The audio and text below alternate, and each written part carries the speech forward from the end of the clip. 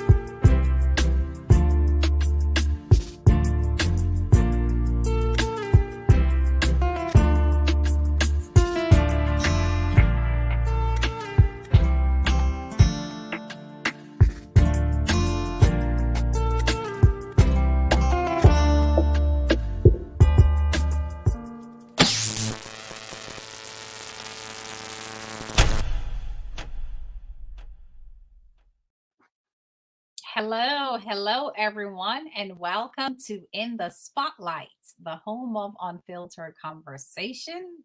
This is where real talk is what we do. I am none other than Donna Thompson. And I'm Dr. Laxley Stephenson, and together we are your moderators. Donna, what's happening? Happy Monday. It is Monday, isn't it? It is Monday. Oh. And what is happening? We're having wonky internet service. That's okay. It's something I'm used to. I was just on this show last week. I was in Jamaica and talk about internet service. So here we go again. Things are repeating itself, right? So it's all good. We'll work through it. Absolutely. We always do. We always do. We'll make it happen. So what's going on? New week, weekend gone. What's going on with you? New week, new possibilities, new things to work on. New week, new possibilities, new things to work on. All right. So we are live. We are live in the Spotlight, a Collision with Purpose movement in the Spotlight, the home of real talk and filtered conversation. We have a special guest coming on in the second segment, but before we get to her, we have some stuff to talk about, don't we? Yes, we do. So what do we have to talk about?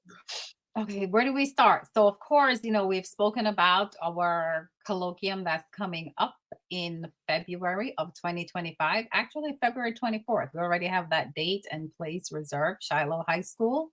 So, of course, we are definitely in the planning stages and developing stages where I am quite sure we are going to have a out of this world event.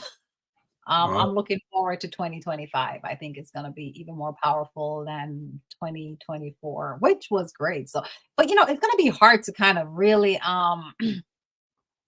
match 2024. You got to do me a favor.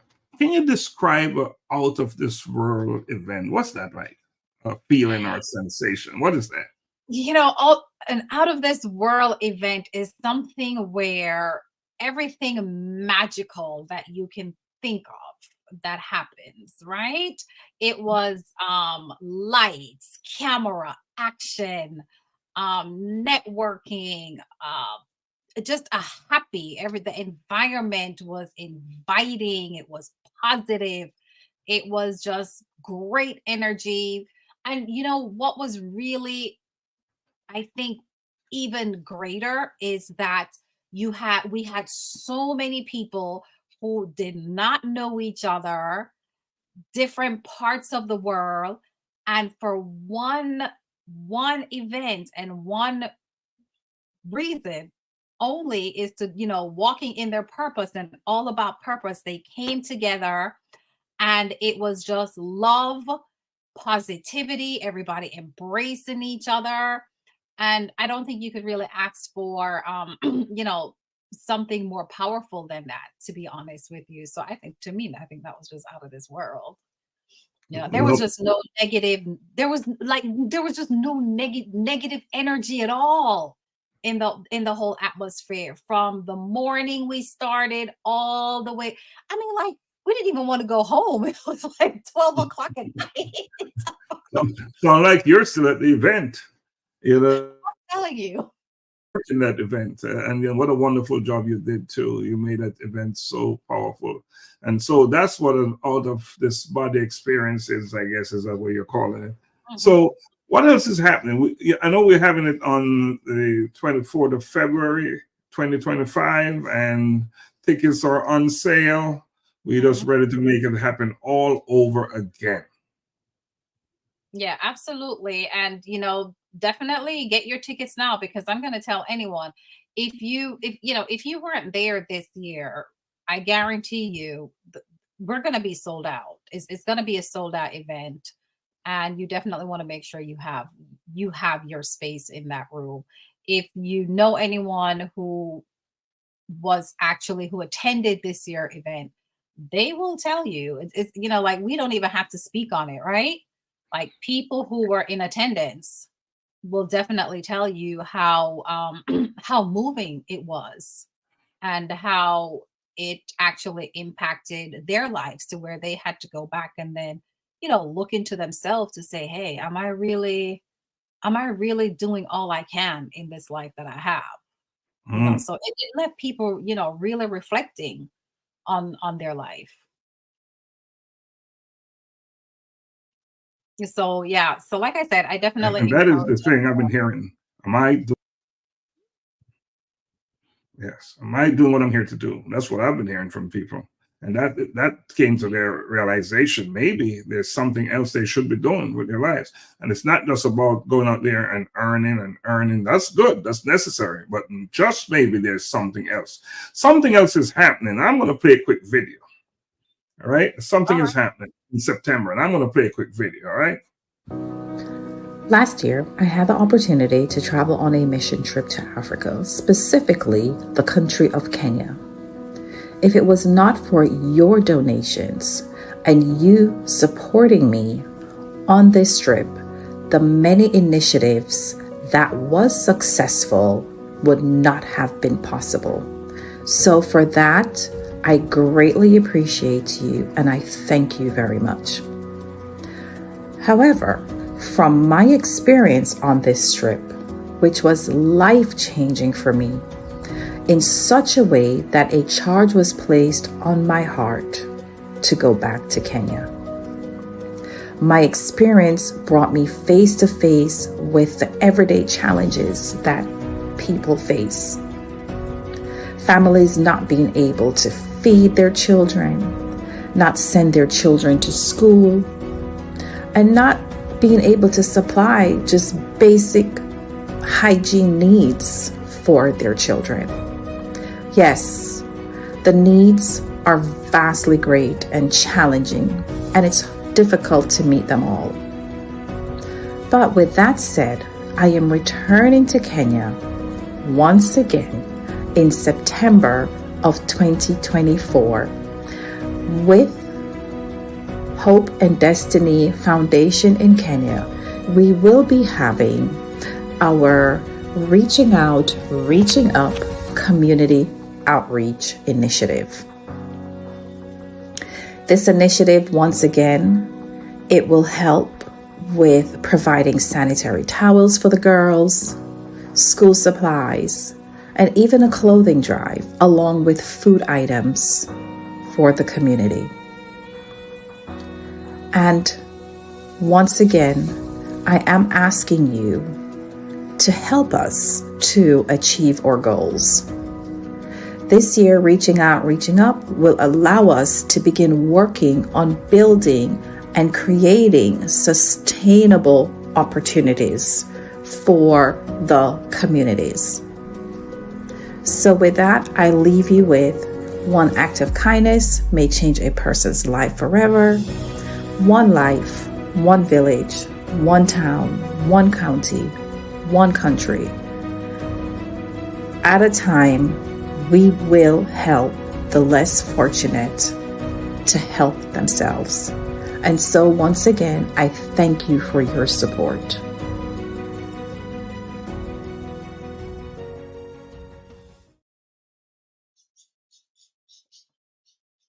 Wow. That's quite impactful. So yes, 2024 will be a busy year again. Yes, we're doing it again. And do you want to elaborate? How can someone out there that wants to support the initiative, how can they support it? So anyone who wants to support, they can support us in several different ways, of course. They can, if you'd like to be a part of the trip, because we still have open slots. So if you would like to be a part of this initiative and it is something that's placed on your heart where you would like to serve in a serving capacity, we do have spots there that is still open. So you are more than welcome to join us on the trip. And we definitely, we're looking forward, for people who wants to do this. And also, if that's just not your thing and you would like to support us financially, you can do that as well. You can either email reachingup@gmail.com and we will respond to your email. And you can also you can Zelle us donations, and you can Zelle that to reachingup@gmail.com, or you can actually Zelle us at 678-663-9359. All donations we accept. $1, $5, $100, $500. We accept it all. What they say in Jamaica, every lick'll make a muckle. So nothing is too small.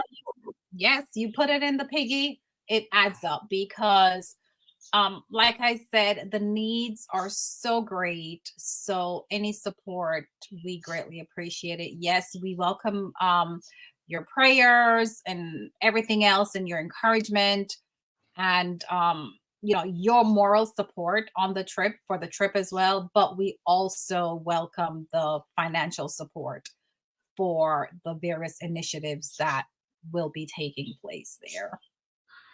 And such, you talk about every little make a muckle, meaning any amount that you can send is really and truly appreciated. But I'll tell you this much: the work ahead is great. It's huge. It's large. No small work, right? And No. and we know that going there, we're just touching. That's a small. We're doing what we can, right? And we Right. appreciate any support we can get. We receive is appreciated. So we're going to Kenya September this year. Mhm. What are the dates? What are the dates? It is the 13th through the 20th.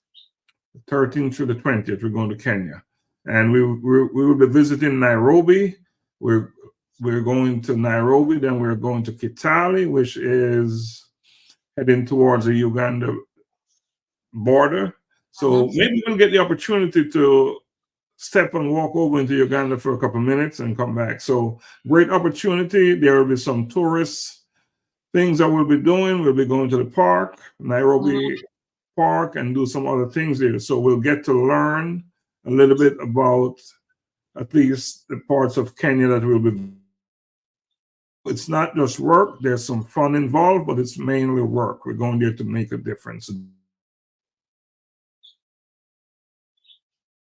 Yeah, absolutely. Going there to make a difference.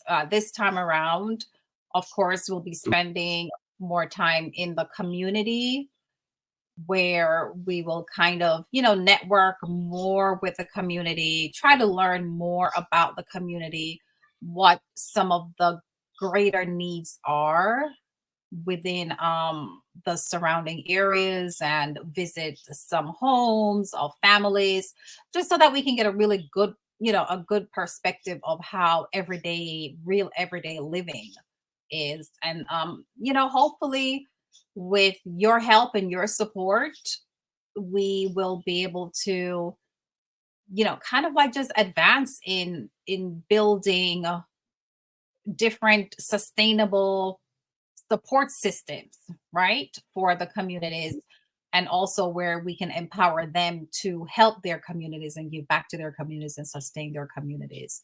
So this trip, it's like we said, it's really a community outreach where we're going to be out in the community and just being a little bit more involved on the ground, and really getting a good feel of the everyday life of the people. And of course, it's not everyone that may be in a bad situation, but there are families that are really in bad situation. And especially with the children, there's quite a high rate of orphans that's there as well. And that's very challenging. It's challenging to take care of these children who are, who've become orphans for various different reasons, losing their parents, or, parents just can't afford to take care of them and just leave them.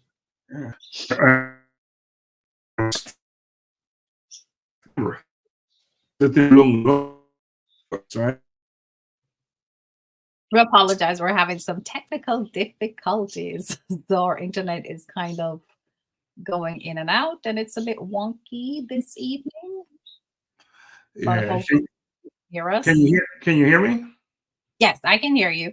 So I recall us, during our visit to Kenya last year, in September it was, and visiting Lunga Lunga, as you talk about orphans, and I had an experience there. And what an experience that was. If you ever see a need to do something, if you ever experience a need to do something, visit Lunga Lunga, and you'll walk away knowing that you have a role to play. You need to do something to make a difference. And so we're going back, and I'm sure we'll have some similar experiences, but we'll go back. We're going to take a break, and then we're going to bring on our special guest. So you ready to do that? Should we take a break? We always say take a break, but it's going to be a little bit more than a quick break. All right. So our viewers, that it's a little bit more than a quick break. So let's jump in there. All right, let's go.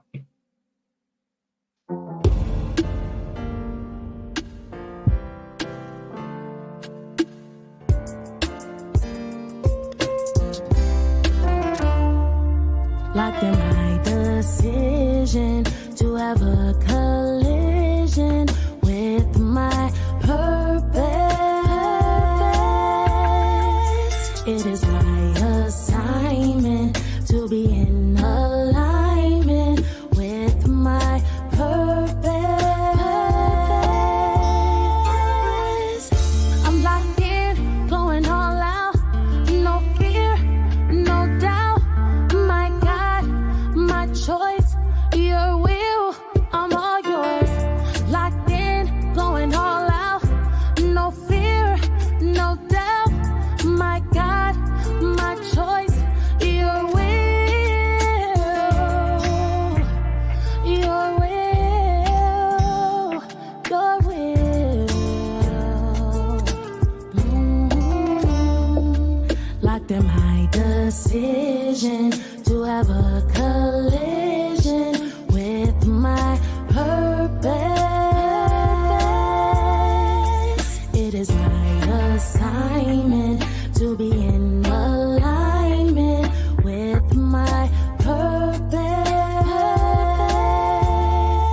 Have a collision with purpose, 'cause you know that you're worth it, and your dream is worth capturing. If I'm not living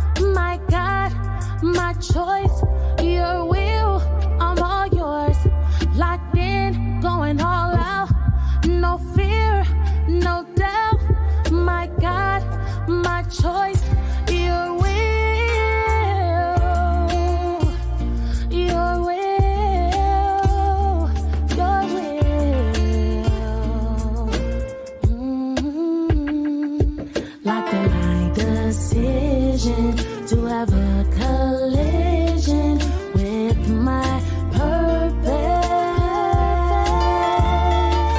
It is my assignment to be in alignment with my purpose.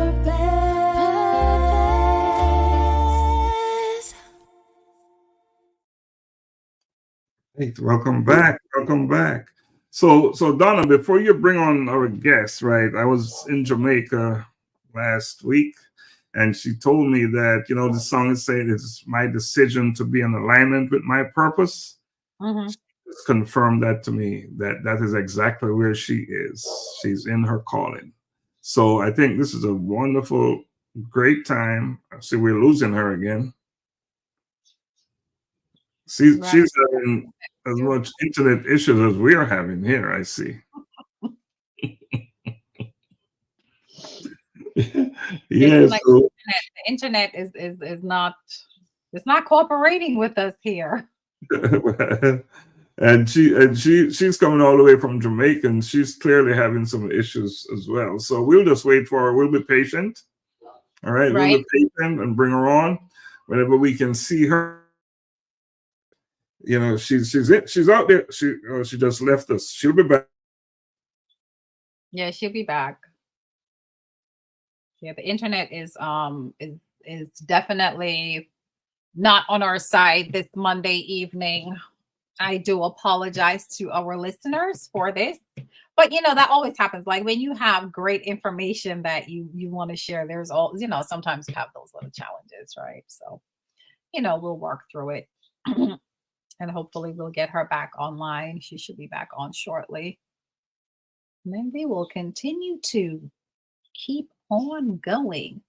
But in the meantime, I do thank you all for joining us this evening, this Monday evening, and spending your, once again, Monday evening with us. We do not take it for granted. We're very humble that you are here with us. And we definitely would like to ask you to like and share with your friends and family. And we actually, I think we have, she's back. So I am going to, hopefully the internet will just cooperate with us. But before I bring her up, I'm just gonna, you know, tell you a little bit about her. And of course, she will get into the spiel of giving you all her background information and tell you all her story and all that good stuff. But our special guest this evening is none other than Miss Miranda Wellington. And she is joining us all the way from Jamaica, the island of Jamaica, West Indies. And I'm telling you, this she inspired me. Like after I read her bio, she really inspires me because this is a lady, like we said, we talk about living on your purpose. When I read her bio, I'm like, oh my gosh, she really loved politics. Like all her life, it seemed like she's in politics and she's all about serving, right? Serving the people. And with that said, she's actually running for the Southwest region of St. Elizabeth for a member, to be a member of parliament. So she's a candidate for the member of parliament. And I think if I'm not mistaken, it's her party's the People's National Party, if I'm not mistaken. But let me just give you guys a little snippet of about Miss Wellington. Guys, she has been serving at the tender age of 16 in politics. Now, I don't know, but at 16, knowing that that's your calling and where you need to be, that is definitely amazing. And you talk about being intentional, right? So she's been a member of the Board of Management National Irrigation Commission Board and deputy chair, Board of Management member in the Newell High School, and a commissioner on the National Water Commission Board. And of course, she's been a head girl at Hampton High School. So a lot of people, you know, you may not know, but you know, like a head girl, that's, you know, when you're in high school and you're a head girl, that's a pretty prestigious position with a lot of responsibility. So that means, you know, you're like sticking to the rule and you're the rule maker and you keep everybody in line. So that's a definite great accomplishment for her there.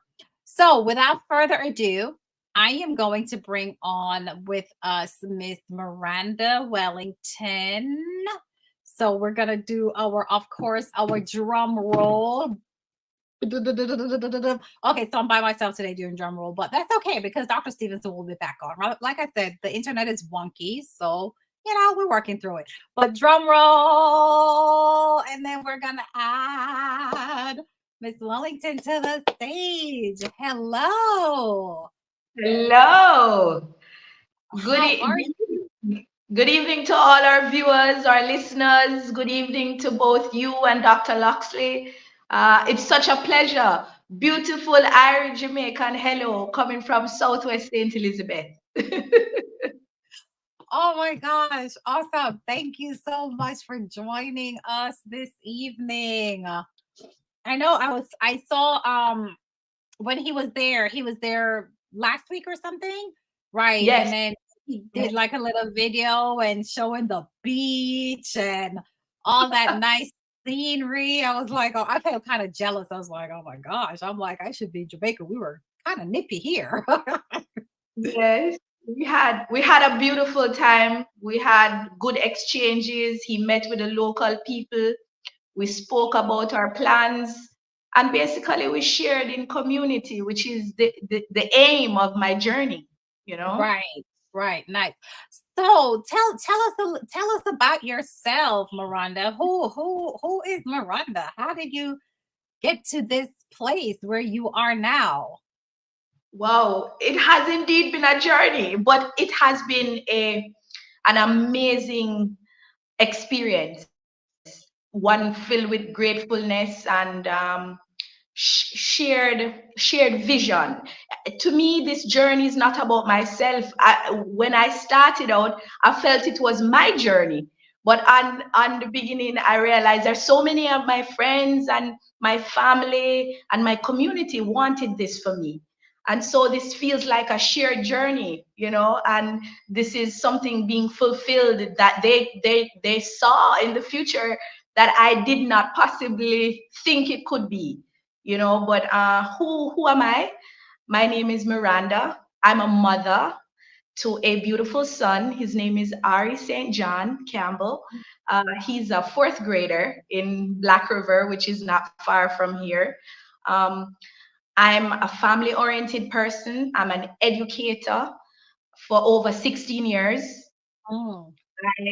I am so much a part of my community. I love my country. I love to serve. I'm driven. I'm motivated. I'm highly have high expectations, which is good and sometimes difficult to, you know, accept. But I'm a person, I'm God-fearing, and that is very important to me, especially in this journey. And I'm very hopeful about what the prospects will be for me when I become the Member of Parliament for Southwest St. Elizabeth. I'm representing the People's National Party, which is the opposition party in Jamaica currently. And I will be representing one of the constituencies in St. Elizabeth, which is on the southern belt. We have four constituencies in St. Elizabeth, and I will be representing southwestern St. Elizabeth in the next general election. So that's a little bit about me. A little bit about yourself. Wow, nice. Well, like we said, you know, this it's all about you here, right? And in the spotlight is definitely where we have what we call unfiltered conversation. So you have the opportunity to share. Hopefully you're able to share with you know, share the stream with your friends and family as well, so that they can, you know, support you. But if not, it is recorded, so you can always share it with them, right? Afterwards. And, you know, that's perfectly fine. I've posted it on my social media platforms. However, you know, the challenges with internet. So I'm hopeful that as we go along, more people will join in and get the kind of highlight that we need at the moment. Right. So when is the elections there for you?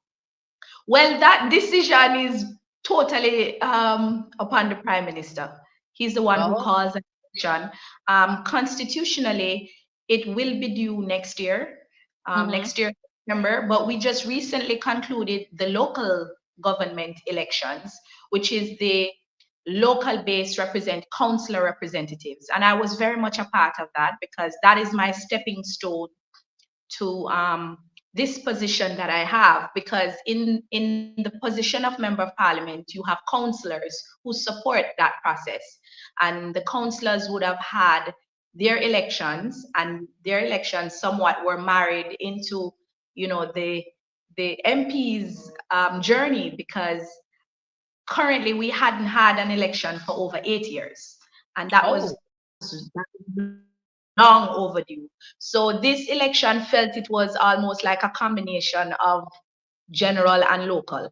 So I was very much a part of it, and this was also important to me, because this was my testing, my measurement stick, to see where I'm at, what are the areas that I need to focus on, and it also gave me some direction in terms of the way I want the campaign to be led, and it was successful for me. I retained and I also gained. So I got an additional seat, which is the only one in St. Elizabeth, and that's a win for our party in the parish and in Southwest. And this is showing our strength, or revitalization in the constituency, and it is also showing that we are formidable, and we just need to put in the work, and the people will come on board. Okay, nice. So question for you. So I see that you started your journey at a very tender age. Yes. Was that kind of like planned, or? Well, if you grew up in the kind of, pardon? I said, was that planned, or you just kind of fell into it and then it just developed into this blossoming person that you are now? It's a combination of factors. If you grew up in the family that I had, or that I have, you couldn't hide from politics. It was spoken at the dinner table. It was in your we were on the campaign trail when we were babies, and I could recall as a youngster in primary school, maybe no older than maybe 9, 8, 9. I was very much a part of the Jamaican culture, where we represented the Jamaica cultural development JCDC competitions, where we would say poems and songs, and I was normally brought to the political conferences, and I would be the entertainment. So, you know, like in other areas where you'd bring a singer, or you'd have some aspect to the campaign where you have entertainment. Well, I was the entertainment at 9 and 10. I would be placed on a table because I was wee short or wee tall, and I would be placed on the table, and I would basically be given a microphone and be told to say my poem. I can recall vividly saying a poem that I had rehearsed for Jamaica Festival competition, Marcus Garvey, and that poem I used to recite it at all the conferences going around. And so I was brought by my mother, because my mother was very much a part of the campaign in Southwest. So that is my genesis, I would say. And then I just basically had a love for it. I had a love for people. And when you are in politics, if you don't love people, you're in the wrong job. Because whether you like it or not, this is going to be something that it gives you so much, but it takes a lot too. And people are at the heart and at the center of politics. And if you don't love the people, don't represent them. And I think my love for the people brought me closer to politics, even though I was mostly in the organizational sense, because I did the bookkeeping and the secretary work, you know, watching in the distance, in the behind the scenes. I would watch the former member of parliament, Donna Thompson, who was here for over 3 terms, and he brought a lot of social investment to our communities. He brought water and roads and light, and I watched, you know, him, me being in the background, watching him doing the things he did, and, you know, admired him from a distance, not thinking that I would be too in that position one day. And I think that was the stepping stone for my journey. And it also taught me a lot. It taught me patience, because I would have been a part of the difficult struggles and the challenges of politics. And I feared it. I sometimes even absconded, didn't want to be a part of representational politics. More, I would say that I was more interested in the, you know, the policy direction, the more the refined part of politics, which is the Senate, you know, where you make decisions in where you basically would help to contribute to policy making and amendments, you know, that kind of legal aspect of politics. And so I fear the representational part. That's the hardcore part of the politics. And so I shied away from it for a long time. And then went on to university, became very active socially, did a lot of outreach programs with my cluster. I went to UE. But I would say even before that, I was head girl at Hampton. So they saw in me leadership qualities that I maybe never even recognized myself. I was part of the prefect body, student council body, and eventually head girl. And then I went on to the University of the West Indies, where I became cluster leader. I became a part of the guild, you know, so I was being trained and I did not know. And then I eventually took on political science to be a part of my degree. Right. Nice. Let me see. Someone said, I think we're getting some feedback. Are you, because I know the internet is kind of wonky. Give me 1 second, Miranda. Are you getting any feedback on your end? I think, let's see here. It's a little bit. I'm hearing your voice, but it's really in the distance. So I'm going to increase volume. Okay. You're in, okay. I'm gonna mute. Yeah, I apologize to everyone, to our viewers this evening, because we're getting Mic is on mute. Okay. Are you hearing me now? I can hear you. Yeah, you're coming across a lot clearer. Okay. Okay, perfect. I'm going to see if I can log in on another phone so that we can maybe hear the hear me a little better or a little clearer, hopefully. Now I'm actually hearing you. Are you hearing an echo? Because I'm hearing you clearer now. Okay, you're hearing me better. Okay, I'm hearing you. Well, once you're hearing me, that's fine, and that's a purpose. So I will adjust my hearing a little bit. Mine is a little low, but I'll hear you as if I listen keenly. But you have to tell me, where did you leave off? I was telling you about my political journey, and yes.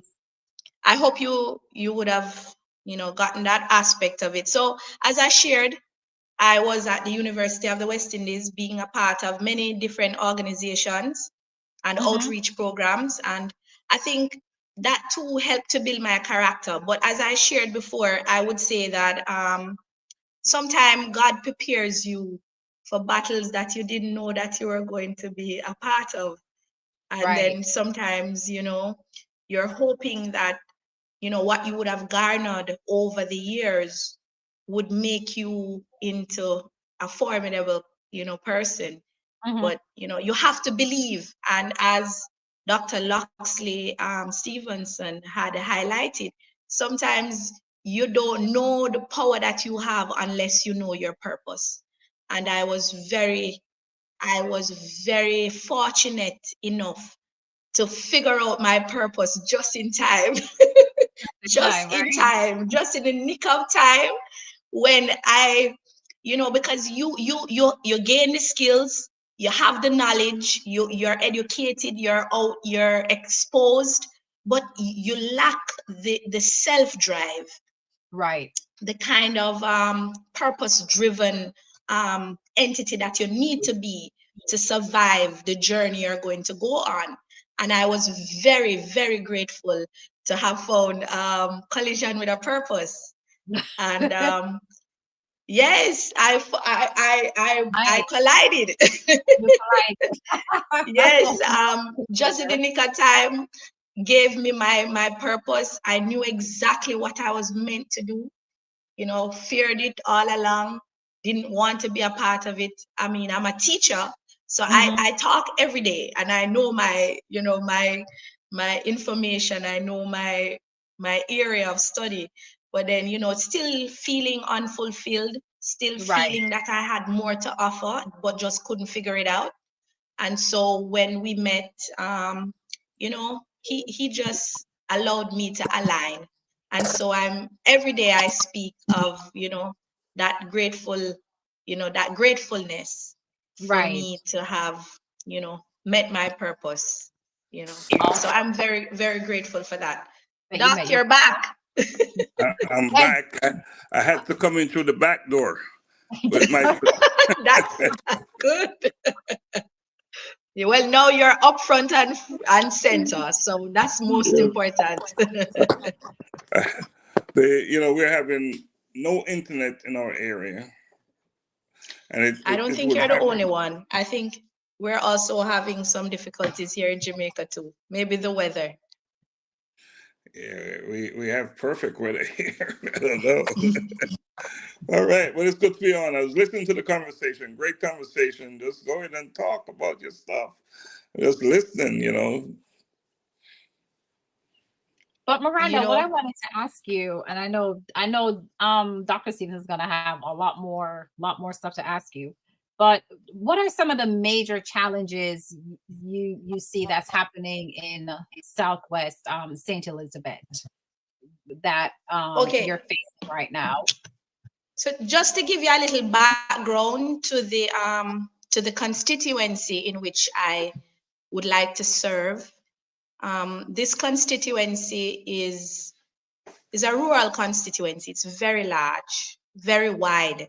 I think maybe the third largest in the island, and so it has a population of about 34 to 35,000 people, and so there's no political directorate that can service the needs of so many people, because unfortunately, when you're in government, everybody's allocated the same amounts of money, you know, and so regardless if you have a population of 10,000 versus 34,000, you still get the same amount of allocations. And so this is something that I will be lobbying for when I become member of parliament, because rural communities need stronger support from government. And when we talk about the challenges that we face in Southwest, this is directly linked to that, because we lack infrastructural development. And I shared that with Dr. Laxley last week, that our road infrastructure in the constituency, our road network, is severely under-supported, underfunded possibly too. And this is a challenge I will face when I become member of parliament, because the resources will be small, but we have to take care of the roads that will bring most development to our areas. And prime on the list of challenges is water. Water. And I think right now, I just listened to your briefing about your visit to Kenya, and you know the challenges that the young ladies face.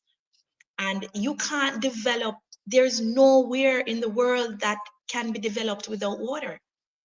You know, and I said before, if water is life, you have to bring infrastructural development so that you can impact social development, because you have to have housing, you have to have proper sanitary places where people can feel a sense of pride, portable water.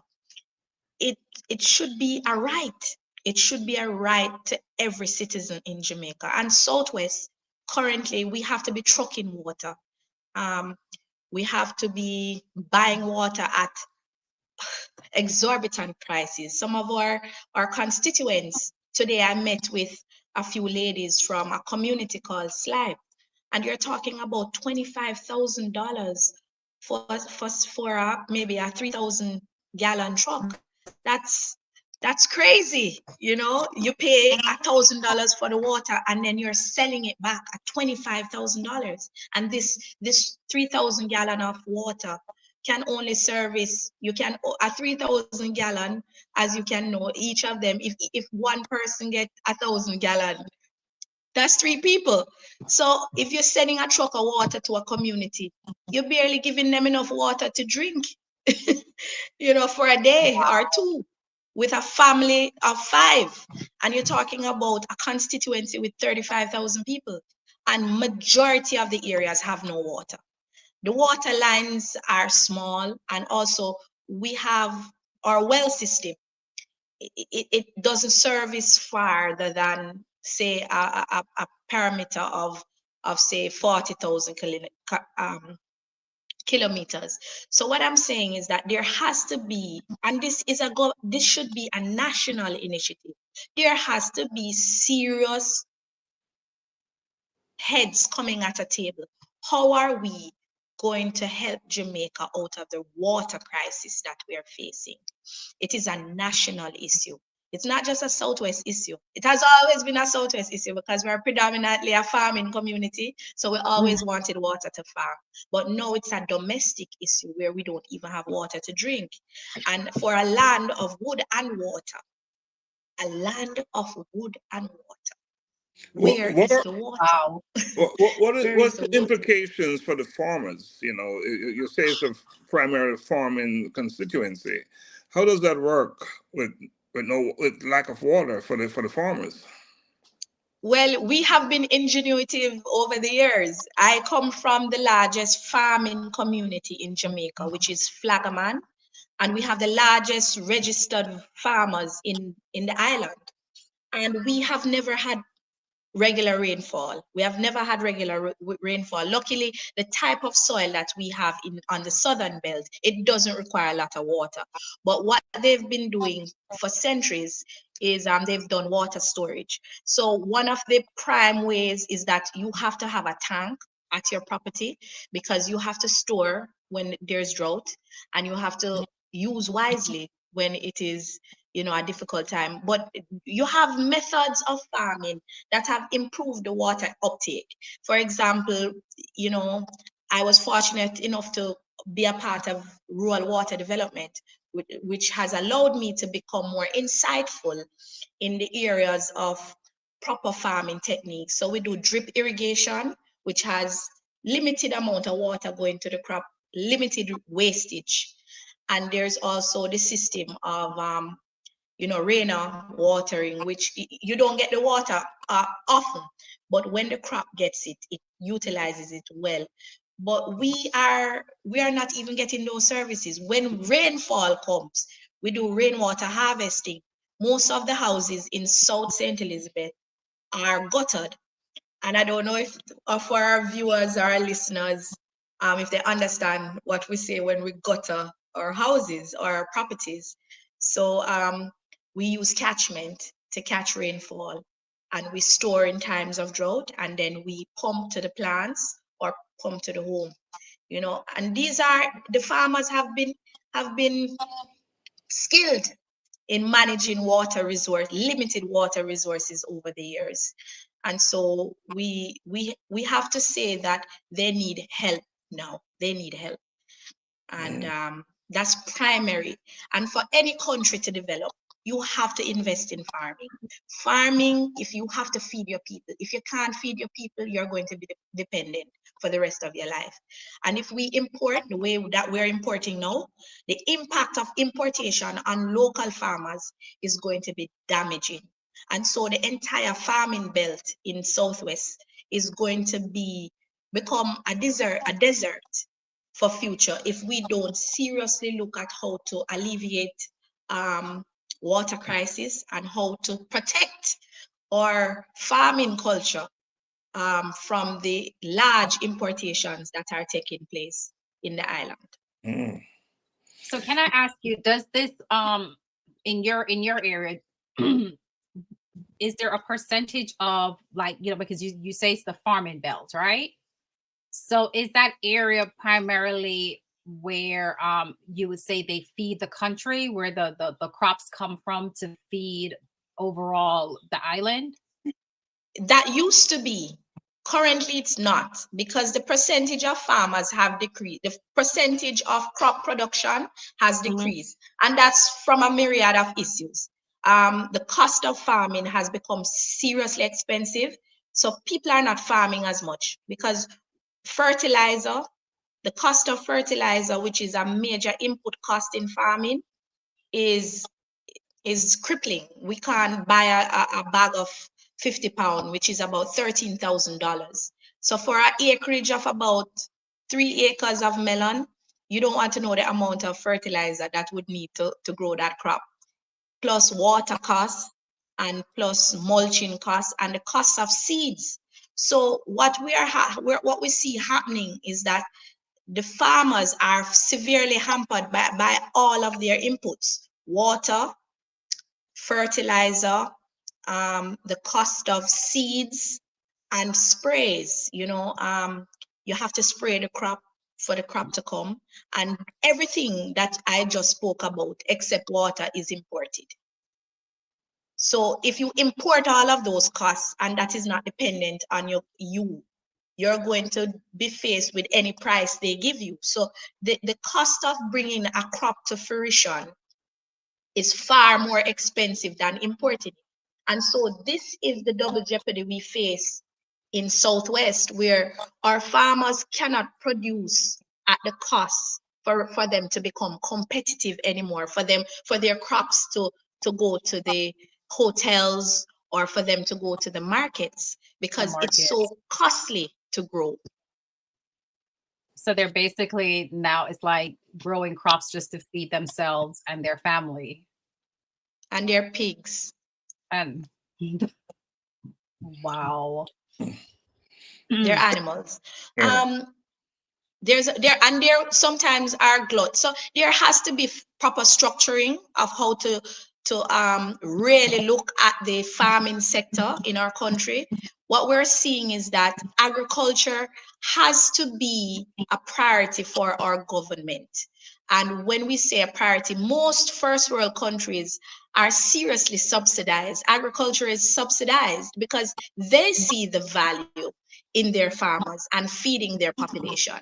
And if we don't seriously look at how to protect our, local industries, we're going to be forced to import everything except air.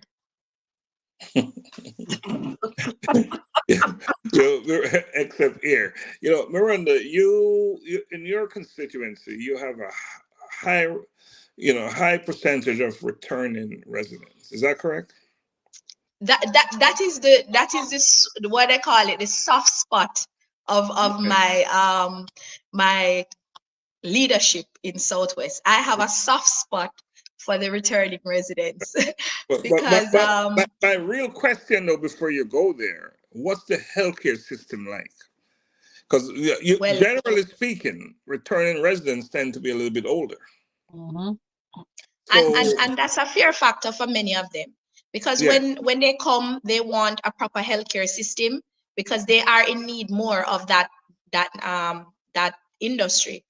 And so we find that many of them fly back out to get medical treatment and then come back home for leisure. So what you find is that they are not so much taking up the healthcare system because they see the challenges of the local people getting, you know, access to beds. I mean, we have maybe a hospital, the Black River Hospital, one in St. Elizabeth. And there's only one hospital in most parishes. So logistically, you know that you have to travel far distances to go to a hospital in the case of an emergency. So really and truly, emergencies aren't priority. So pray to God you don't have an emergency in Jamaica in health, Wow. or you're going to be at a disadvantage. And But and the here healthcare system, it has its challenges, and it's a successive governments. I'm not going to be, you know, on about what is happening now. We as a country have to look at how are we going to finance it, because it's an expensive venture.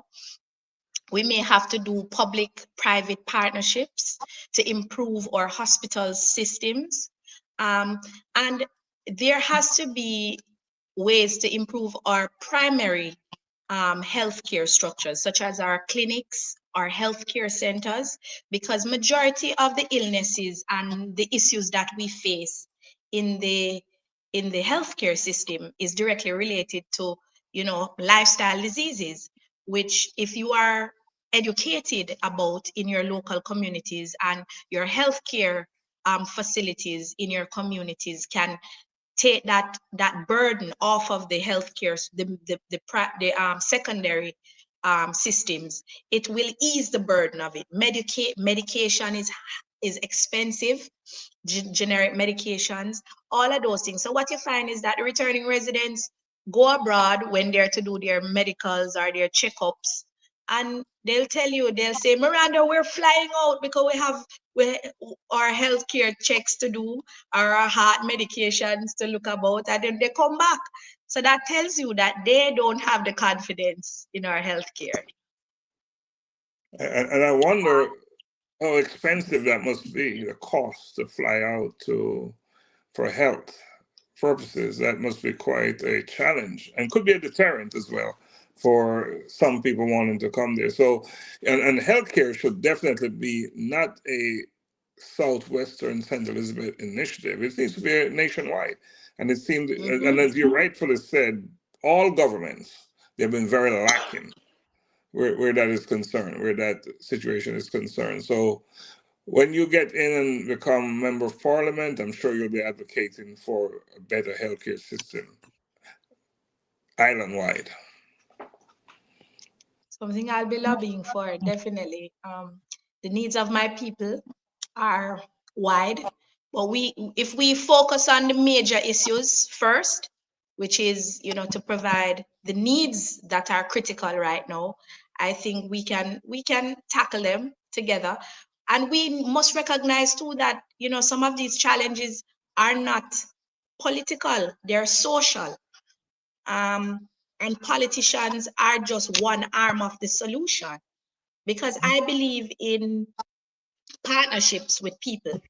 And as you would have highlighted in your program, the kind of outreach and the initiatives that you have worked with, it shows that the political structure alone cannot help the issues, the challenges that we face.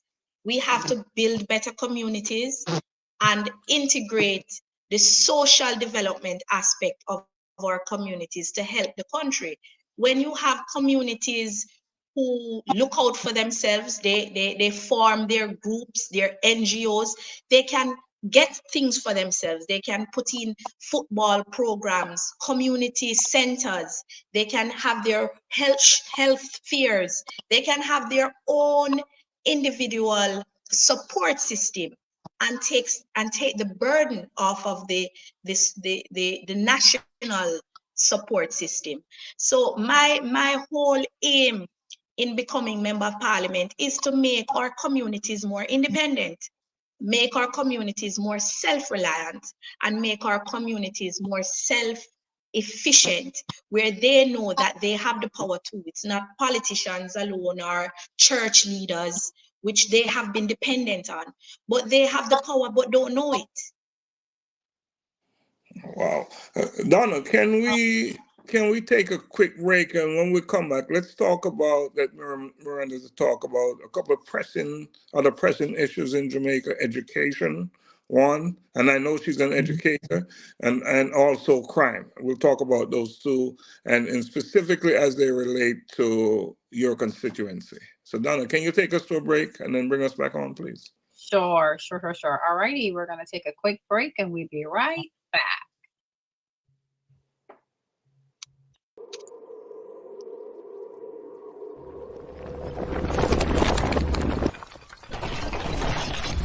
A collision with purpose. In pursuit of purpose.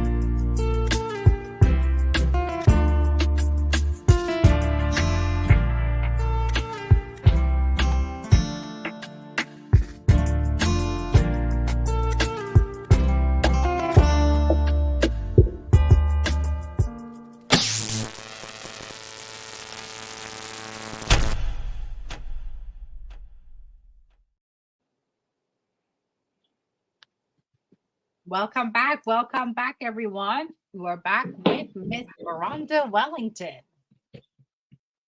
and Dr. Stephenson, and of course, Donna Thompson. I see we are still having some challenges, but we're back. Mm-hmm. Is Miranda with us? Yes, I'm very much here.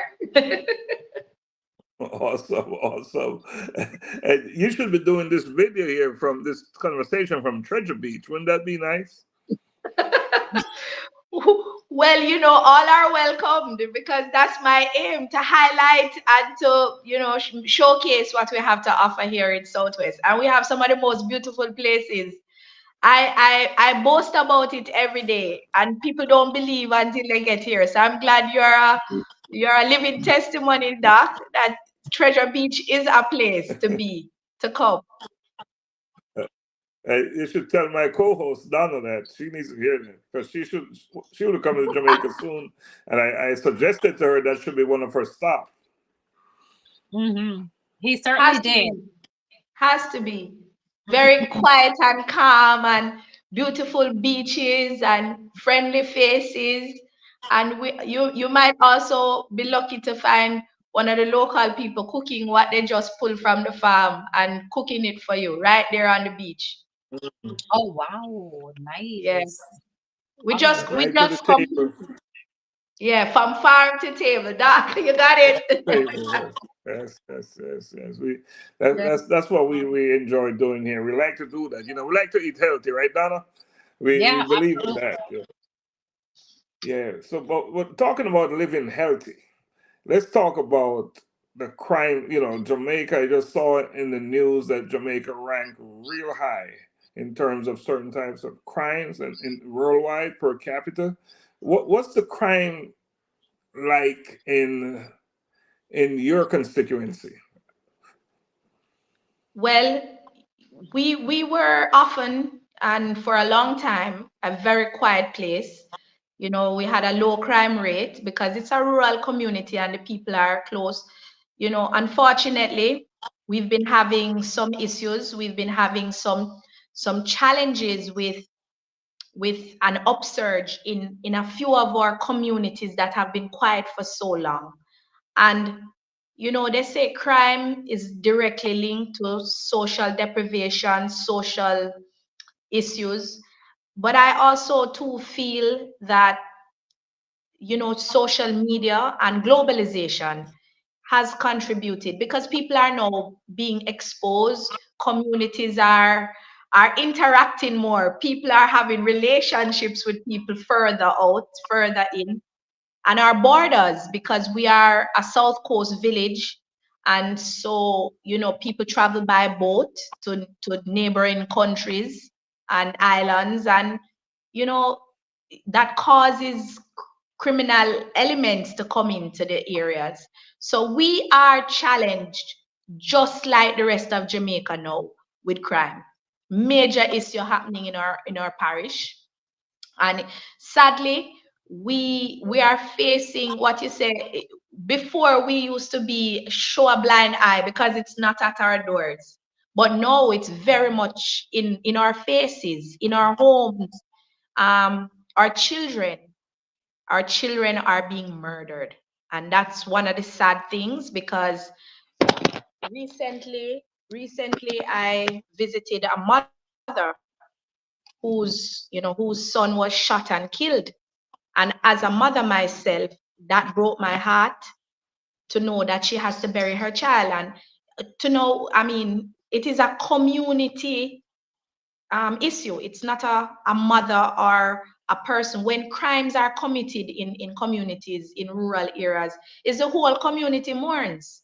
It's not just a family or a mother or a son or a daughter.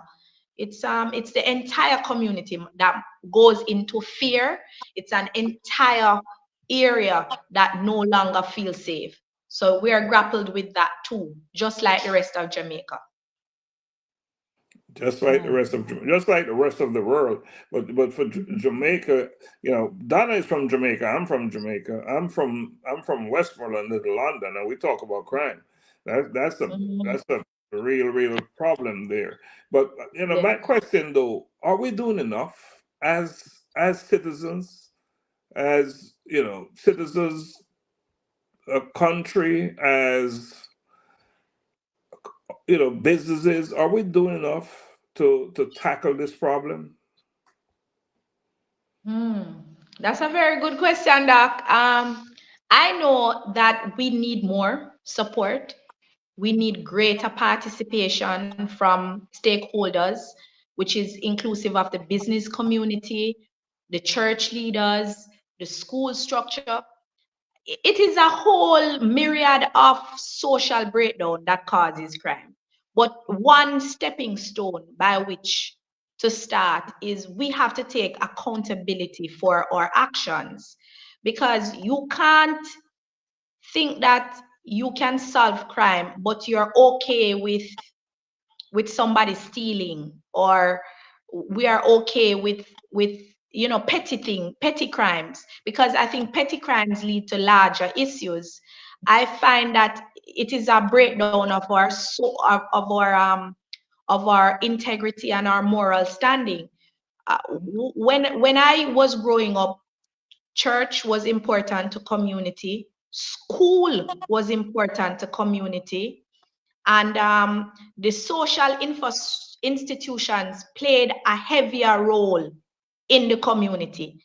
And now what you find is that nobody is playing any role other than church I keep on Sunday, and that is it. And they're fighting to get membership. People not going to school, and it's not a big deal. I have a major issue in my constituency. Majority of the high schools, their population reduces after Wednesday. Half of the population of our children in schools have been cut in half, and that is major issues for the future. If our children are not going to school, what are they doing? They are going, the devil find work for idle hands. And so when we talk about crime didn't just come about. It had been showing its face in different things. If your children are not going to school, they have to find something to do, or they are going to become a nuisance or a delinquent.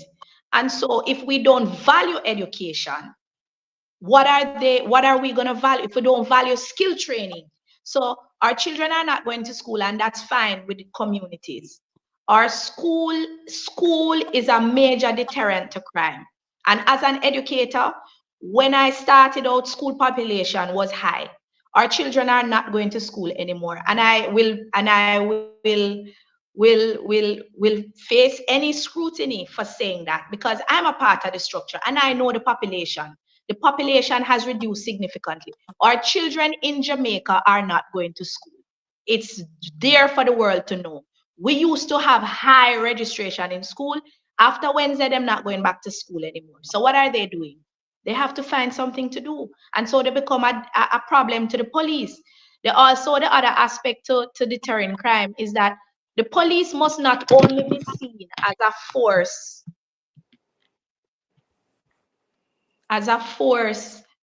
against crime, but must be seen as a socializing factor. We only see the police when crime happens. And so we are expecting that the police is supposed to stop crime. The police cannot stop crime when it's only when crime come, you see them. So the police needs to, well, the police force has to marry their role with not only to protect, but to serve. They are protecting and not really protecting, but they are not serving, because the serving part of it is to I would say is to collaborate with the stakeholders, to collaborate with political leaders, to collaborate with business community, with the community, and put on sports programs, put on homework initiatives. They are to partner. There are stakeholders just like the other people. And so we have to look at the kind of policing that is taking place, because I don't want to see my police officers when a crime is committed. I want to see them in the community, interacting with the people and serving the people too. So I think that there are so many areas that we really have to seriously look at when we're going to tackle crime. But as an educator, education is going to be primary in my leadership when I become MP. No children are going to be walking on the streets like that so casually in the middle of the week when they're supposed to be at school. I don't think community members even stop and ask them why they're not at school. Well, we know that a lot of them face, they don't have the money anymore. The families are broken. And so, there's no support system for families. So children don't have money to go to school anymore, but we are not worried that our children are not going to school. And that's a major red flag for any country. Yeah. Wow. Donna, before I ask this question, you go ahead and ask any questions. I don't want to take up all the time. No, you're fine. It was interesting because I wanted to ask you that, because you said, like Monday through Wednesday, attendance will be high. And then it falls off. And I was going to ask you that, like, what do you think the reasoning for that is? Is it, because parents are not, they don't have the money to send them for the other 2 days, or, there has to be a reason why attendance is high for 2 days or 3 days, and then it falls off at the end of the week, or vice versa. Well, if you're a Jamaican, you know that Mondays are very critical to go to school. Uniforms are pressed and children basically prepare for the work for the school week. But as the days go by, I would say Fridays used to be a down day. Fridays you'd have less attendance. But what we're seeing is a shift come up to Wednesday. So a family will have 3 children. One goes Monday to Wednesday, one goes Wednesday to Thursday, one only goes 3 days a week. So they have to be, they're shifting. They're basically on shift to go to school because it's so costly. Wow. So the ability for a family to send their children to school is really being affected now because of the social, the economic issues that are facing the country. And also when a child reaches a certain age, he has to find employment. In COVID, we found that was a major, and we have not bounced back from COVID, to be honest. When we talk about a country being hampered by a social crisis, a national crisis, a world crisis, we have not recovered from COVID. In COVID, our children were on work sites. People were allowed to build houses, but not allowed to go to school. People were allowed to go to some people were allowed to go to supermarkets, but not allowed to go to local shops. To me, I didn't understand until now the kind of impact that have on a society. If you, for 2 years, children were not going to school, it was hard to bring them back into the space of face to face. And some of them still have not come back. Some of them left from 9th grade and now they're in the world. They're in Jamaica right now creating havoc because we didn't capture them back into the face-to-face structure when we resumed in 2022. I think we resumed in 22. So we are still bouncing back from that crisis. And I have no qualms in telling you that I don't think that education is primary on the list right now for this government. I fail to see where we are making efforts in education. Education is critical because you have to improve the knowledge and the ability of your people. Your greatest capacity, your greatest resource in your country is your people. And if you're not investing in your people, you're going to have challenges because they are not going to give you what the potential of the human mind is. And so they are not educated, so they have to find something to do. So they're going to find things that are bad to do. So education is going to be hampered for. We have to seriously look at expanding the view of education from book and pencil and arithmetic and writing to skills training. Skills training is devalued in Jamaica, and it's such a critical area of education elsewhere in the world. People are exporting people for skills right now because the whole of Canada and America is filled with Jamaicans who have skills.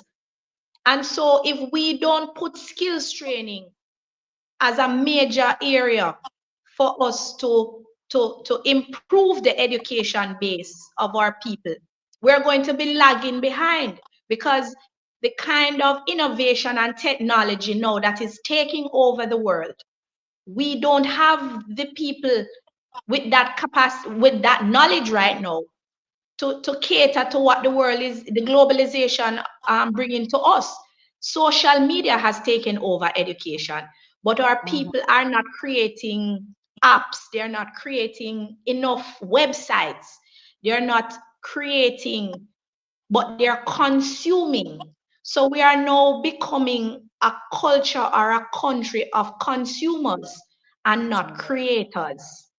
And we have to seriously look at how we are going to tackle the education crisis in this country.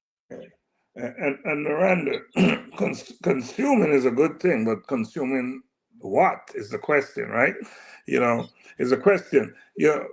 I have something I've been paying attention to, and I've had numerous conversations with friends in Jamaica. And you talk about how important it is to educate the population because your people are your number one resource, right? Your human capital. But having conversations with a number of friends, they're telling me I am not participating in the political system. I am not voting. So there's an apathy and despondency there and voters. Now, how is a democracy sustainable if people are not participating, the people are not voting? How does that work? And what needs to happen? Because people are saying, "Oh, I didn't." I said, "Did you vote?" "No, I did not." "Why didn't you vote?" "Because it's not going to make any difference." So, is it making a difference if you stay out?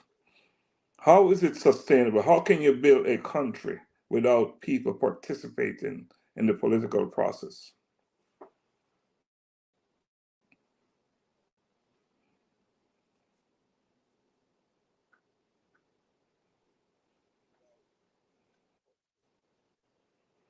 Donna, can you hear?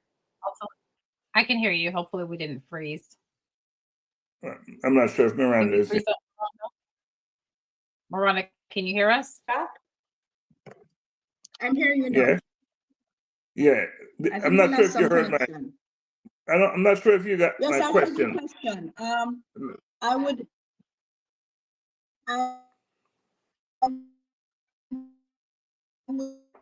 She's not coming through. Because as a young person in politics right now, my colleagues or my friend structure will tell me that I am a crazy person for going into politics. And the reason for that is because they don't see where I am going to be able to change the status quo or even to make a big impact, because so many people they've seen being gobbled up by the guinea gags or the kind of red tape that is in politics. But I will tell my people that you have to be the change that you want to see for change to be effective. And what I find is that everybody wants to see changes, but they don't want to be the person to lead the change. And so I believe that we have to empower people to know what they have. So programs like yours, Dr. Laxley, that helps to inspire people, helps to motivate them, help to see their worth and their value, will allow people to take on more leadership positions. And so we have to start from the school structure where positions and leadership is valued. If people are not going to school, that is the first place of leadership. When you get farm monitor or hall prefect in churches where you're in charge of positions, but if people are not participating in the social institutions, then they won't see themselves as leaders and see themselves as change makers. And so when I see the kind of voter apathy out there, I know that that's a direct relationship between them not being engaged in the institutions, in the social institutions in the country. They are either them leave school and never get no position, or them don't a part of no industry. Maybe them just basically just living hand to mouth, because there's no formalized structure to show and teach leadership for people to feel that they can make changes. And so that too is a part of the reason why people shy away from wanting to participate. And the other thing is that we have to hold our political and national leaders more accountable. Corruption is a major issue in our country, and people are fearful of electing more corrupt leaders. You can't blame them. And so we have to choose leaders with better integrity and greater moral standards. I'm not saying that you must be holy. I'm not saying that you must be perfect, but there has to be accountability in governance, because accountability tells people that when you do something wrong, there are consequences. And so we have to be leaders and lead by example for people to trust us and want to believe in us and vote for us.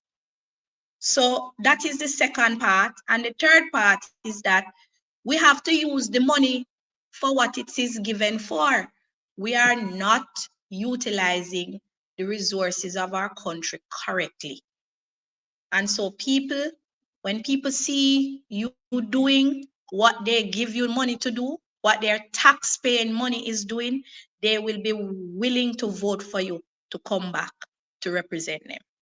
So accountability is critical in increasing or reducing voter apathy. And I think accountability is a big deal on both ends of the scale, right? We must hold our politicians accountable, and our citizens must be held accountable as well, because they must understand that they have a say and they should show up. And if a leader or a government or whatever is not doing what they should be doing, what is there a better way than to vote them out? Well, So what we do in Jamaica is don't vote. We don't vote. And sometimes the people who are making the choices for us don't really understand governance and what they're voting for. So unfortunately, the people who have the power to make changes don't vote. But I can't be disheartened. I have to be motivated. I have to find ways to motivate my people. And one thing I have faith in is the people that I have helped to mold, which are my children. I've been a teacher for 16 years, and my children know the kind of character I have, and they know the kind of leadership I will bring to the political arena. And I trust that what I have done in the classroom for 16 years, they will reward me in the political. Absolutely. We're losing your voice a bit. Could you see what's going on with that? Because you said something there that was so important that I'm not sure if it got out the way it should. Can you say something? I'm not sorry. You want me to repeat what I said? Yeah, because Your volume. your volume or your volume dropped a bit.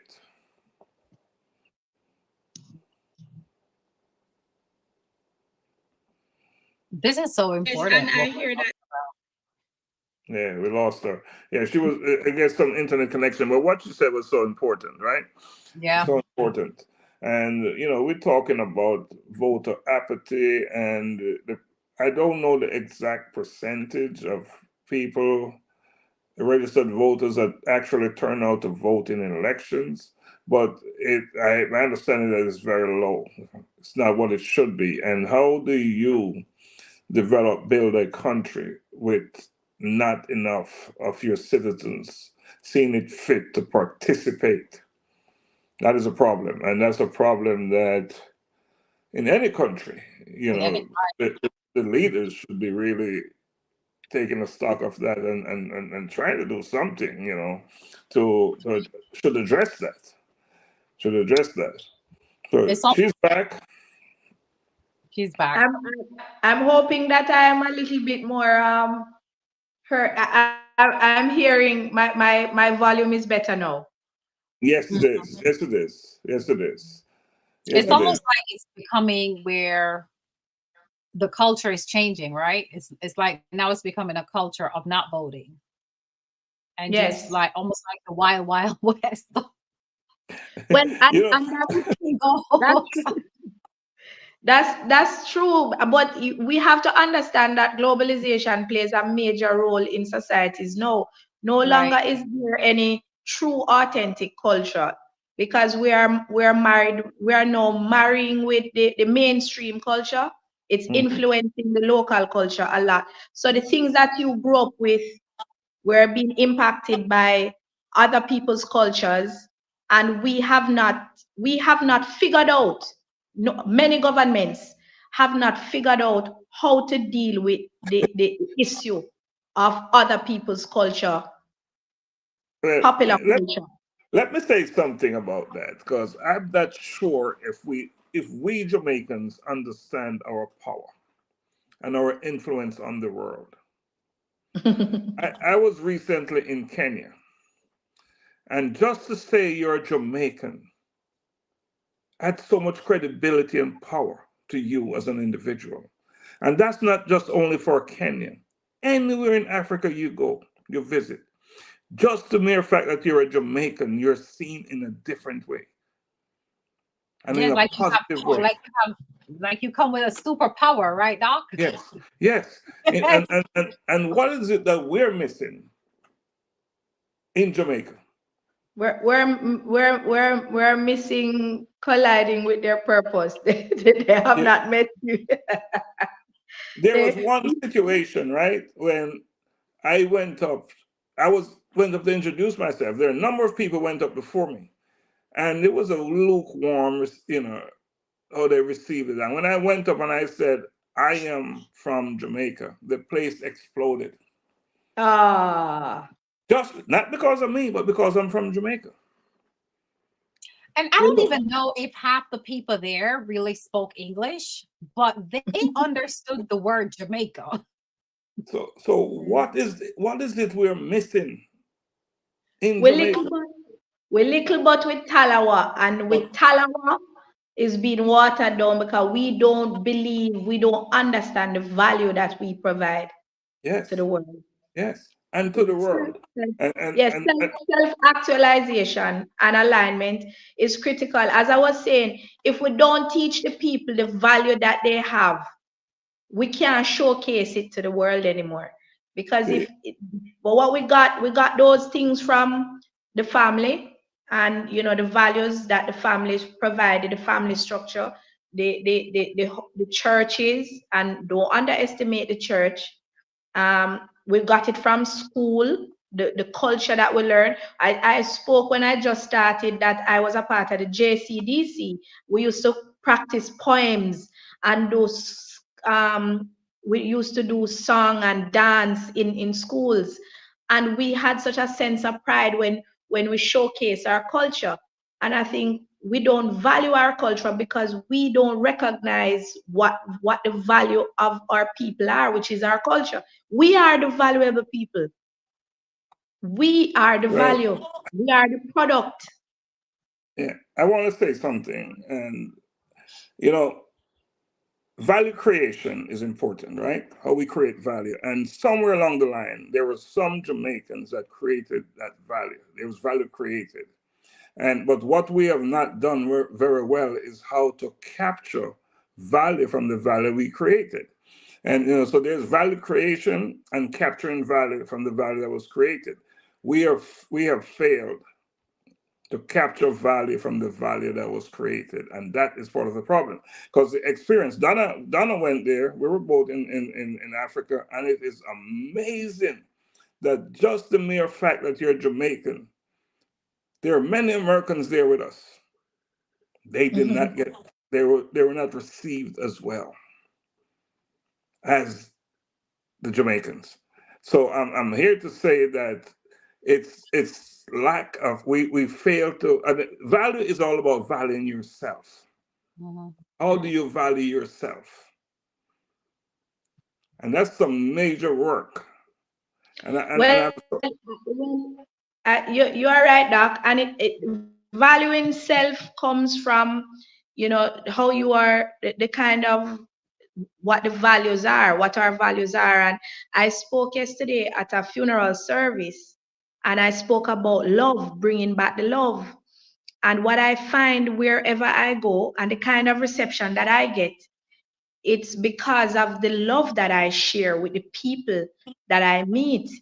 And I think somewhere in between all of what is happening in the world, the difficulties that people are facing, and the challenges that our society is facing, I think we are not showing love. People say kindness. We're not showing kindness to each other.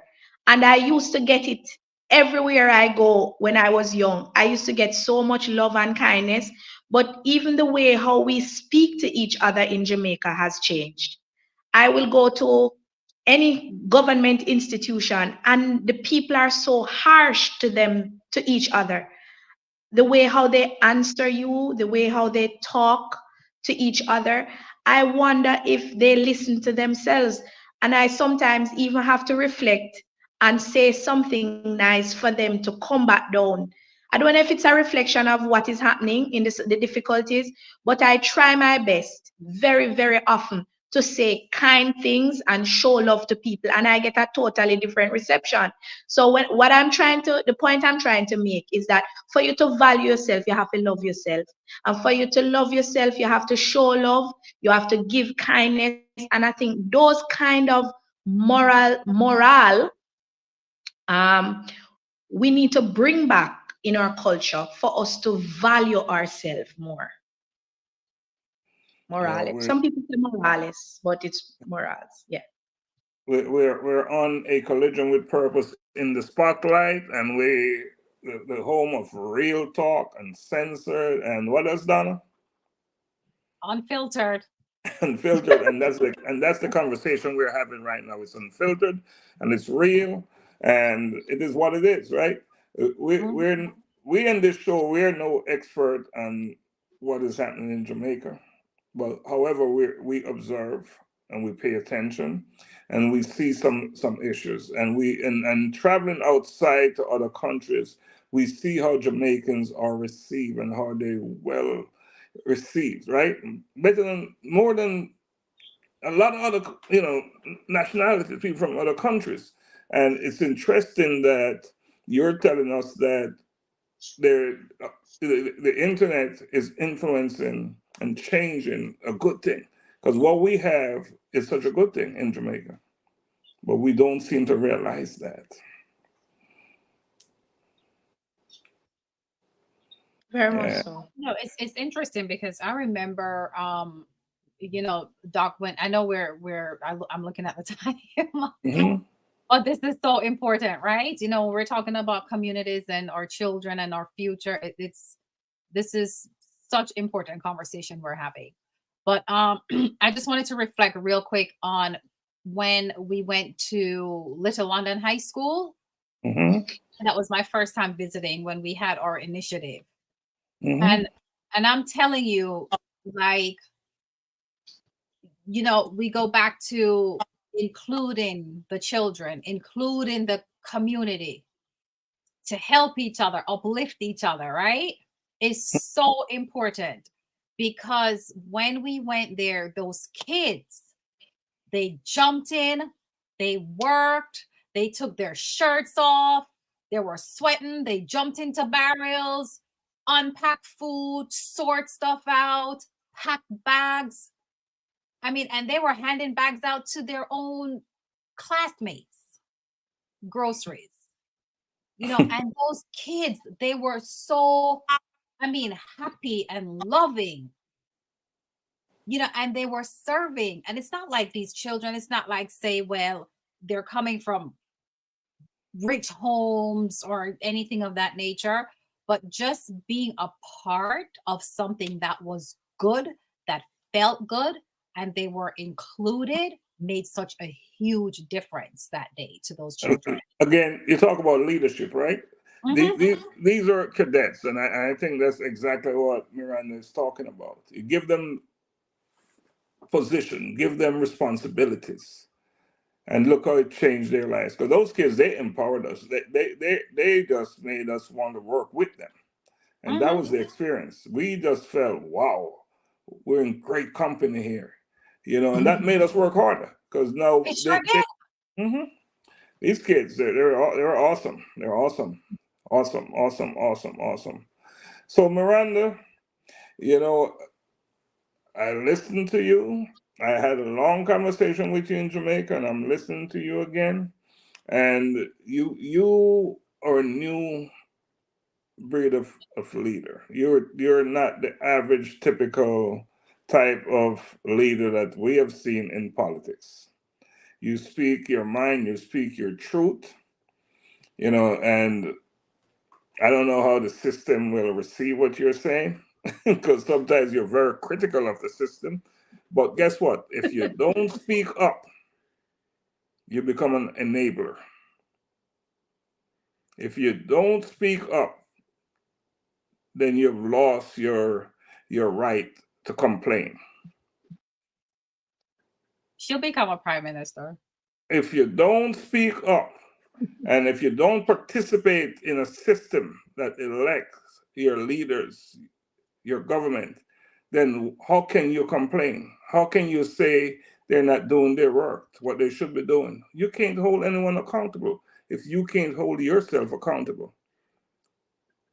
Thank you. That's Thank you so that is much. my opinion there. It's just an opinion, but that's what I believe. Well said, Doc. And I agree.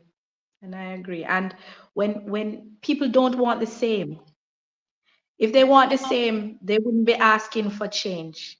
And so, and for me, I have to speak for them because they are empowering me to speak for them. And I have to speak up loudly and boldly.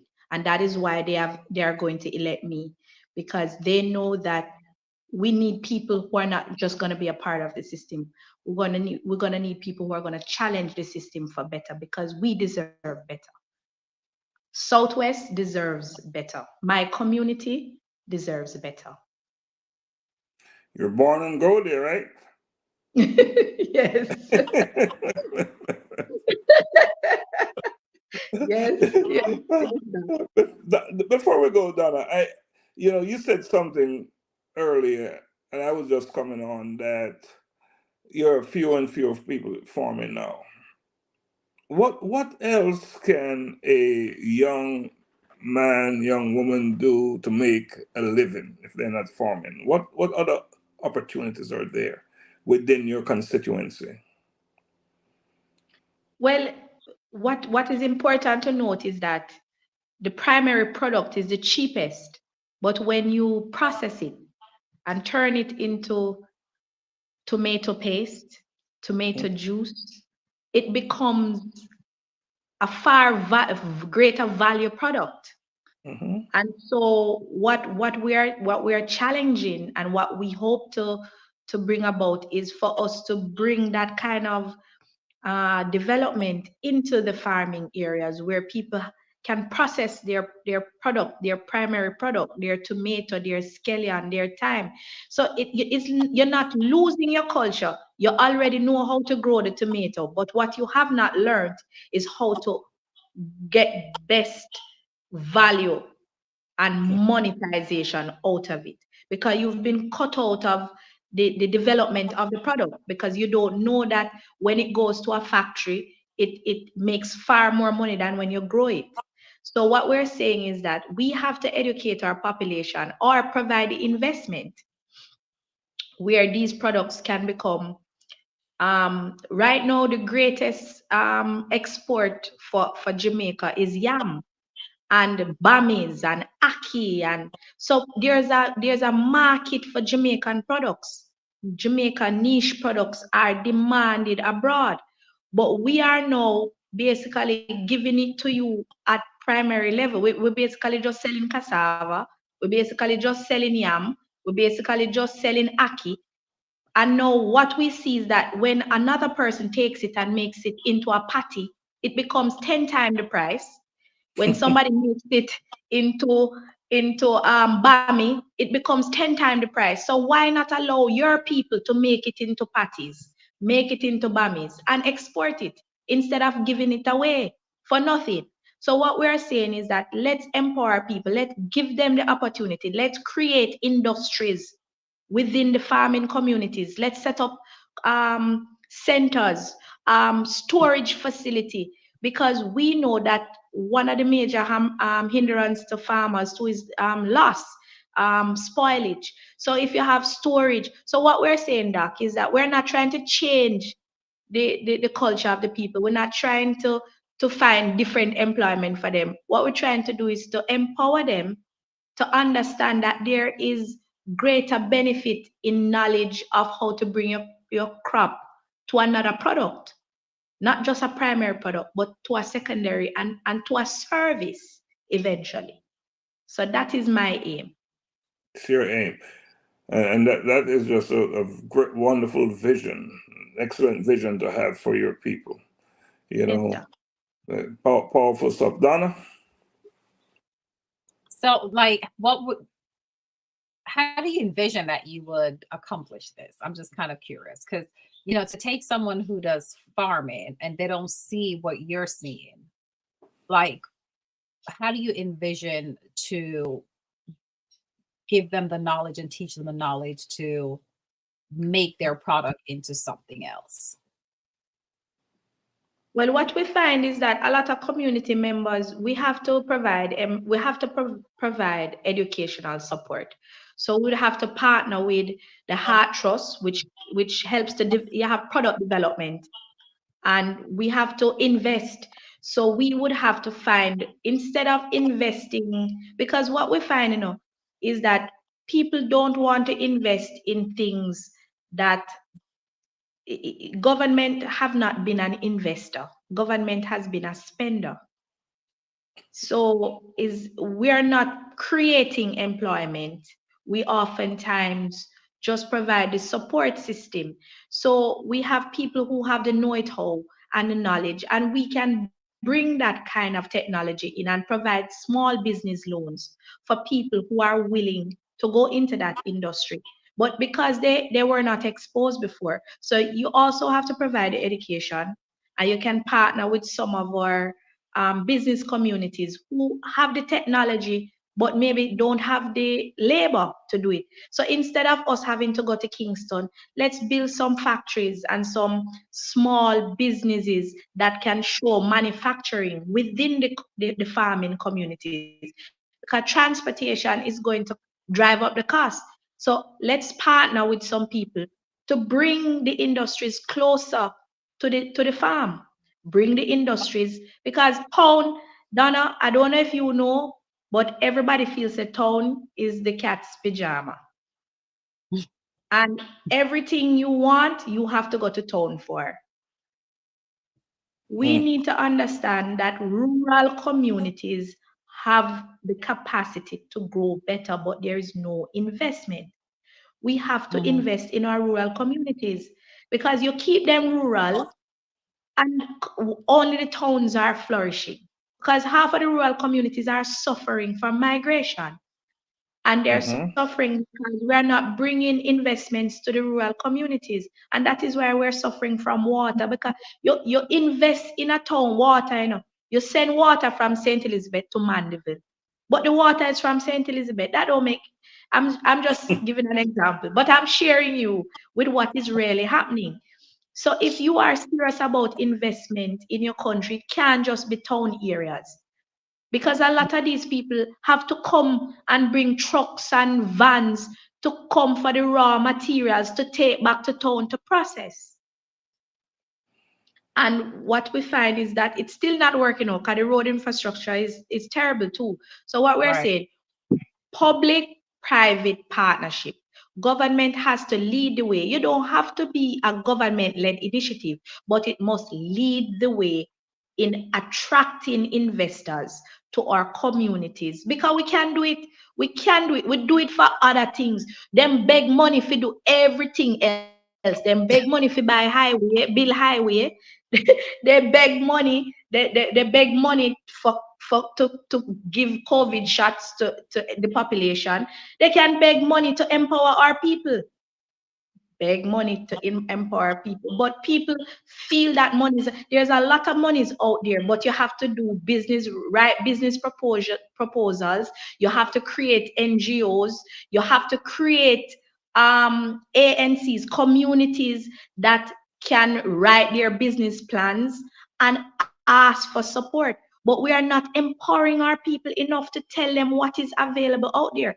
I've been a part of communities that have gotten their schools built. I've been a part of communities that put in health centers because they write proposal projects. So what we're saying is that if a community needs support and they have the people in there, empower the people to get the help. That's all we're saying. Miranda, can we get you on center? Yeah, thanks. Try and stay on center, because we want people to see you as you're talking, because you're talking real talk. You're talking real talk, and we want them to see you as you're talking, because that's so important as well. So yeah, we're running out of time, but I know you're not running out of gas because you have so much more to say. Yeah. But unfortunately, we can't stay here forever. But what we will do, we'd like to give you an opportunity to make a closing argument. Is there anything else you want to say first, and then give us a closing argument? Your argument. Anything else you want to add? Then the closing argument.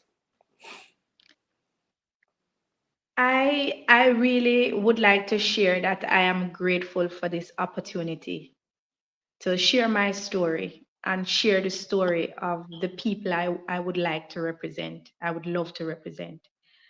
I know there is a lot of people who have high expectations of me and my team and what we can do together to build a better Southwest, St. Elizabeth.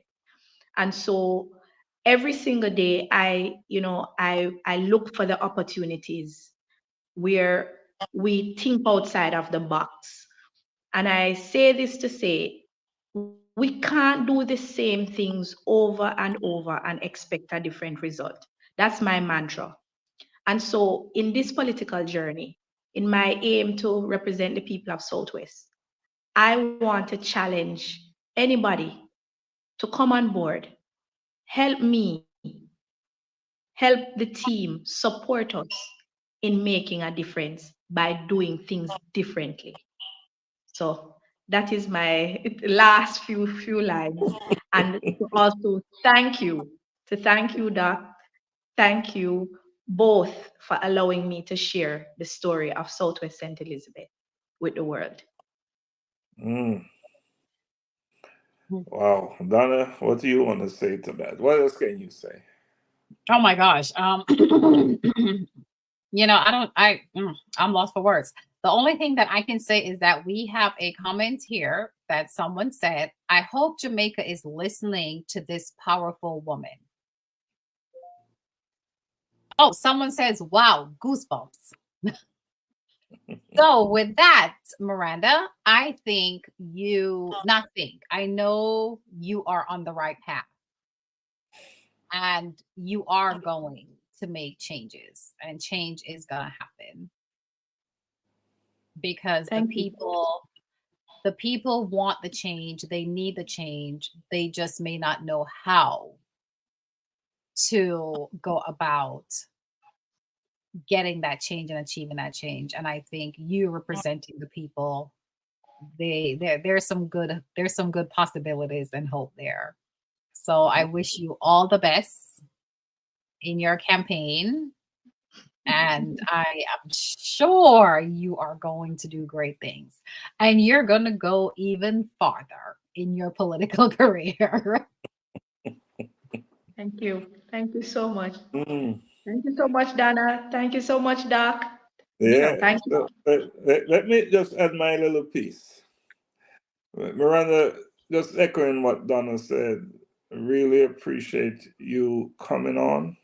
This is actually my third conversation with you. I recall interviewing you on this Ecology with Purpose platform, not this show.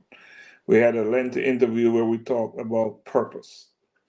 And I had another conversation with you just last week in Jamaica. And just based on that conversation, I thought that it was appropriate to bring you on this platform for you to say what is on your mind. And you did just that tonight, just as I expected. You know, living in a, and I'm no expert in Jamaican politics. I know nothing about Jamaican politics. But what I will say, I understand a little bit about how human beings operate. And for so many individuals that I'm having conversations with, I have many friends in Jamaica. The voter apathy that exists, the despondency in our citizens, the lack of leadership at all levels, in corporate space, in the political space, in government, there's work to be done, so much work. And that you showed up in the way you have, and you told me this was your calling, this is your purpose, this is what you're here for, meaning this is what you're on earth for. To do is exactly what you're doing now. You know, I'm just gonna say congratulations on the decision that you've made to take on this challenge. But in taking on this challenge, I'm sure you're growing, you're learning, and you're becoming even a better leader every day through the things that you're experiencing and what you've experienced. So all I can say to you is keep on doing what you're doing. You're on the right path. And your passion and love is for your people, and that is so clear. It's not to seek power like too many politicians. They're in it for personal gains. It is obvious that you are doing what you're doing because you want to empower the people of southwestern St. Elizabeth and Jamaica. So I commend you. I commend you for your work. And it was such a pleasure to listen to you and to hear you speak your truth. Thank you. Thank you. Thank you so much. Thank you Thank so you. much, listeners. Thank you so much. Donna, you want to take us home? Take All us right. home. Wow, I'm telling you, we're almost at the 2-hour mark in. So This is our longest show yet. and by the way, we must bring her back on because we want to get an update. Yeah. This we have We- to bring her back on. We want to get an update. Yeah, we need an update. We need it bad because with the work she's doing, we're gonna be checking on her. Mhm. We're gonna be, and we gotta encourage her because it's not an easy road, And they Right. say, "Who feels it knows," right? So I'm sure it's not a cakewalk for her. It's not a walk in the park, but it's a walk she's willing to take. So again, And we she needs commend the her. support. Absolutely. Thank you. Well, like everything else, all great things must come to a pass. So I would like to thank all our viewers who have spent their Monday evening with us. Once again, we thank you for joining us. We hope that the information you received here was definitely, you find it very nourishing for your soul. If you don't know about Jamaica, you've gotten a little bit of insight about Jamaica, but it's also something that, you never know. It may be affecting your community where you are. So even though it may be an island, possibly far, far away from you, it still could be right in your backyard, right? Because politics is politics and human survival is human survival. So knowledge is power. But I would like to say thank you to Miss Miranda for spending your Monday evening with us. We encourage you to continue on the path of living on your purpose and having your passion continue to guide you and sustain you on your journey in the things that you're wanting to accomplish for your community on a whole. And Doc, it's been a great Monday evening. We had some challenges, but hey, we hung in there and we got through it. So once again, thank you all for joining us. Remember, on Thursday evenings, Thursday night at 7:30, come back and join us, where you will, of course, get to hear more empowerment from the men on Bridging Generations. So until then, blessings always. Have a great evening.